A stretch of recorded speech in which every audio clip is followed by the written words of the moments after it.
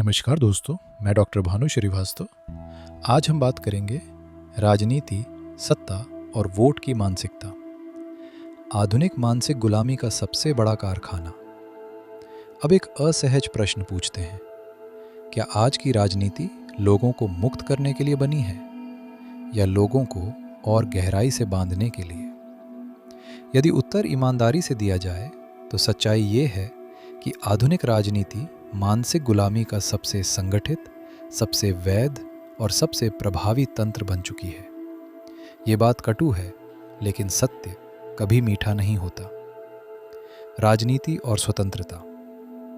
एक ऐतिहासिक भ्रम राजनीति का जन्म सामूहिक निर्णय, सामाजिक संतुलन और शक्ति के न्यायपूर्ण वितरण के लिए हुआ था।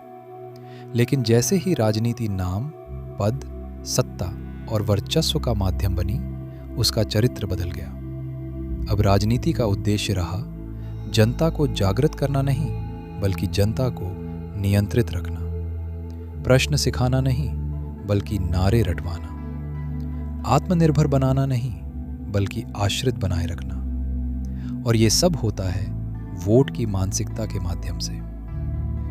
वोट अधिकार नहीं, मानसिक सौदा। आदर्श रूप में वोट एक विवेकपूर्ण निर्णय होना चाहिए, लेकिन वास्तविकता में वोट एक मानसिक सौदा बन चुका है। वोट दिया जाता है जाति के नाम पर, डर के नाम पर, लालच के नाम पर, पहचान के नाम पर, हम बनाम वे की भावना पर। और जब वोट विवेक से नहीं, भावना से दिया जाता है, तो वो स्वतंत्रता नहीं, गुलामी का हस्ताक्षर बन जाता है। नेता मसीहा नहीं, प्रतिबिंब। वो अपनी निजी स्वार्थ पूर्ति, अपने हितों की पूर्ति करने में लगा हुआ है और मानवीय संवेदनाओं को निर्जीव वोट के रूप में उपयोग करता है। लोग अक्सर कहते हैं, नेता खराब हैं इसलिए समाज खराब है। ये अधूरा सत्य है। वास्तविकता ये है, नेता को समाज से कोई फर्क नहीं पड़ता। सभी समाज उसके लिए उसकी इच्छा पूर्ति का साधन होता है और वो अन्य समाजों को भ्रमित करने में लगे रहता है, क्योंकि इतिहास में ऐसा कोई नेता नहीं जिसे कोई बड़ा समाज सुधार किया हो, लोगों को मानसिक गुलामी से स्वतंत्र कराया हो। आर्थिक रूप से कुछ फायदे दे सकता है, लेकिन अगर लोग मानसिक गुलामी से मुक्त हो जाएंगे तो फिर वो उसकी गुलामी से भी मुक्त हो जाएंगे। इसीलिए वो ऐसा कभी नहीं करेगा। समाज उसे खुद सवाल नहीं पूछता।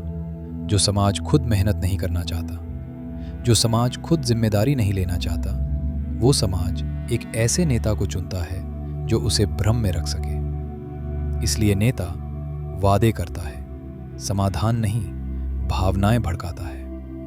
विवेक नहीं, दुश्मन दिखाता है। दर्पण नहीं, क्योंकि जो स्वयं मानसिक रूप से स्वतंत्र नहीं है, वो दूसरों को स्वतंत्र कैसे करेगा? राजनीतिक मानसिक गुलामी कैसे बनती है? राजनीतिक मानसिक गुलामी एक दिन में नहीं बनती। ये एक धीमी, निरंतर प्रक्रिया है। पहला चरण, पहचान। तुम फलां हो, तुम्हारा हित अलग है, तुम्हारे शत्रु अलग हैं। दूसरा चरण, भय। अगर हम नहीं आए तो वे आ जाएंगे, तुम्हारा अस्तित्व खतरे में है। तीसरा चरण, आशा। हम तुम्हें बचाएंगे, हम तुम्हें ऊपर उठाएंगे। चौथा चरण, निर्भरता। व्यक्ति स्वयं सोचना बंद कर देता है, नेता उसके लिए सोचता है। यहीं व्यक्ति नागरिक नहीं रहता, वोट बैंक बन जाता है। जाति का राजनीतिक उपयोग। अब जाति को समझिए। जाति मूलतः सामाजिक भूमिका थी, मानसिक पहचान नहीं। लेकिन राजनीति ने जाति को भय का औजार बनाया, ध्रुवीकरण का माध्यम बनाया, सत्ता तक पहुंचने की सीढ़ी बनाया।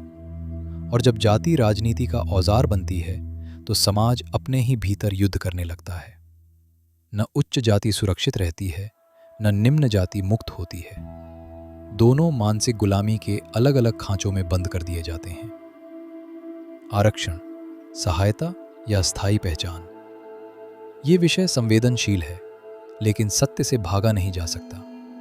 सहायता अस्थायी होती है, लेकिन जब सहायता पहचान बन जाए तो वो मुक्ति नहीं, एक नई जंजीर बन जाती है। जब व्यक्ति स्वयं को पहले पीड़ित मानता है और बाद में मनुष्य, तो वो धीरे धीरे अपने भीतर की क्षमता से कटने लगता है। ये दोष किसी जाति का नहीं, नीति की मानसिकता का है। सरकार क्यों असफल रहती है? क्योंकि सरकार खुद नहीं चाहती। वो राजनीति का मुख्य केंद्र है। राजनीति तभी तक संभव है जब तक लोग मानसिक गुलामी में रहे। जातिगत आधार मानसिक गुलामी का ही स्वरूप है। अगर मानसिक रूप से मुक्त हो जाएंगे तो राजनीति भी बदल जाएगी, उसके उद्देश्य बदल जाएंगे और सरकार के द्वारा कानून बनाने से, योजनाएं चलने से, संसाधन बांटने से सरकार मानसिकता नहीं बदल सकती। क्यों?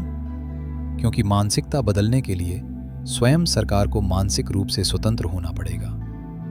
और जो सत्ता चुनाव से डरती है, भीड़ से डरती है, कुर्सी से चिपकी रहती है, वो कभी लोगों को सच नहीं बताएगी। जनता भी निर्दोष नहीं। ये कहना आसान है,